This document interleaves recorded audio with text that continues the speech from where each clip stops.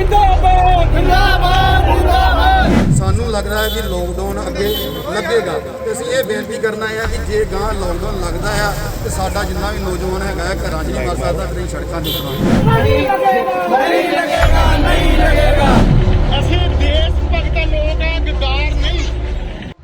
Corona ਮਹਾਮਾਰੀ ਦੇ ਚੱਲਦੇ ਜਿੱਥੇ ਪੂਰੀ ਦੁਨੀਆ ਵਿੱਚ ਸਹਿਮ ਦਾ ਮਾਹੌਲ ਹੈ, ਉੱਥੇ ਹੀ ਸਰਕਾਰਾਂ ਵੱਲੋਂ ਵੀ ਕੋਰੋਨਾ ਦੀ ਦੂਜੀ ਲਹਿਰ ਦੇ ਚੱਲਦੇ ਵੱਧ ਰਹੇ ਮੌਤਾਂ ਦੇ ਅੰਕੜਿਆਂ ਨੂੰ ਵੇਖਦੇ ਹੋਏ ਸਖਤੀ ਕੀਤੀ ਜਾ ਰਹੀ ਹੈ ਅਤੇ ਪੰਜਾਬ ਵਿੱਚ ਫਿਰ ਤੋਂ ਵੀਕਐਂਡ ਲੋਕਡਾਊਨ ਲਗਾ ਦਿੱਤਾ ਗਿਆ ਹੈ ਅਤੇ ਕਰਫਿਊ ਵੀ ਹੁਣ ਸ਼ਾਮ 6 ਵਜੇ ਤੋਂ ਕਰ ਦਿੱਤਾ ਗਿਆ, ਜਿਸ ਦਾ ਆਮ ਜਨਤਾ ਵੱਲੋਂ ਵਿਰੋਧ ਹੋਣਾ ਵੀ ਸ਼ੁਰੂ ਹੋ ਗਿਆ।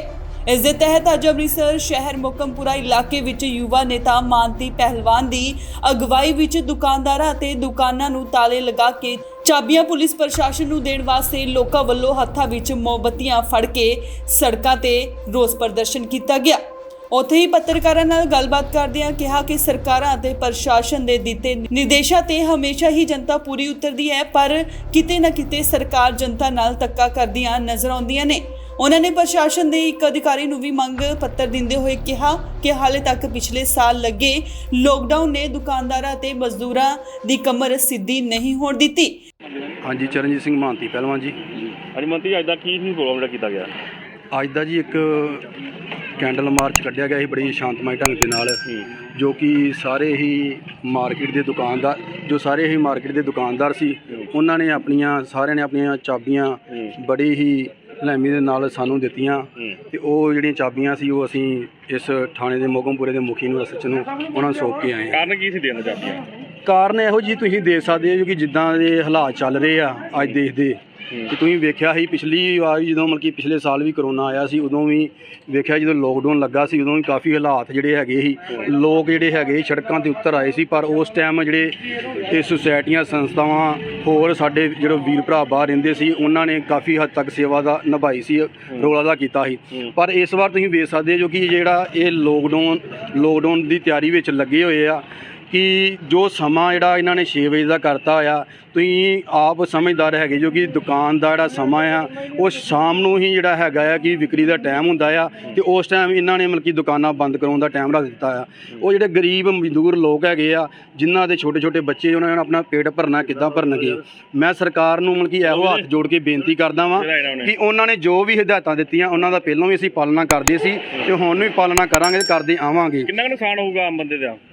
ਆਮ ਬੰਦੇ ਜੀ ਤੁਸੀਂ ਵੇਖ ਸਕਦੇ ਨੁਕਸਾਨ ਕੀ, ਲੋਕਾਂ ਨੇ ਤੇ ਵੈਸੇ ਵੀ ਘਰਾਂ ਨਾਲ ਮਰ ਜਾਣਾ ਜੇ ਲੋਕਡਾਊਨ ਲੱਗ ਗਿਆ ਤੇ ਜੀ।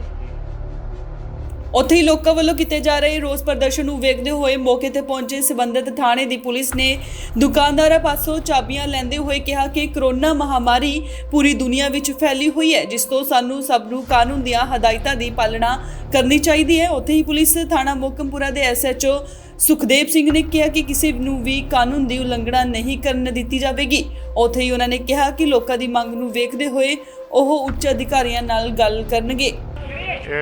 ਮਾਨਤੀ ਜੀ ਹੁਣੇ ਆਏ ਸੀਗੇ, ਕੁਛ ਜੋ ਗਰੀਬ ਲੋਕ ਸੀ ਉਹ ਆਏ ਸੀਗੇ ਤੇ ਜਿਹੜਾ ਲੋਕਡਾਊਨ ਹੋਇਆ, ਲੋਕਡਾਊਨ ਦੇ ਨਾਲ ਸਾਡੀਆਂ ਦੁਕਾਨਾਂ ਬੰਦ ਹੋ ਰਹੀਆਂ ਨੇ, ਸਾਡਾ ਗੁਜ਼ਾਰਾ ਨਹੀਂ ਹੋ ਰਿਹਾ। ਮੈਂ ਉਹਨਾਂ ਨੂੰ ਕਨਵੇ ਕਰ ਦਿੱਤਾ ਕਿ ਬਹੁਤ ਮਹਾਮਾਰੀ ਜਿਹੜੀ ਬਹੁਤ ਖਤਰਨਾਕ ਬਿਮਾਰੀ ਹੈ, ਇਹ ਤੋਂ ਸੁਚੇਤ ਹੋਣ ਦੀ ਲੋੜ ਹੈ।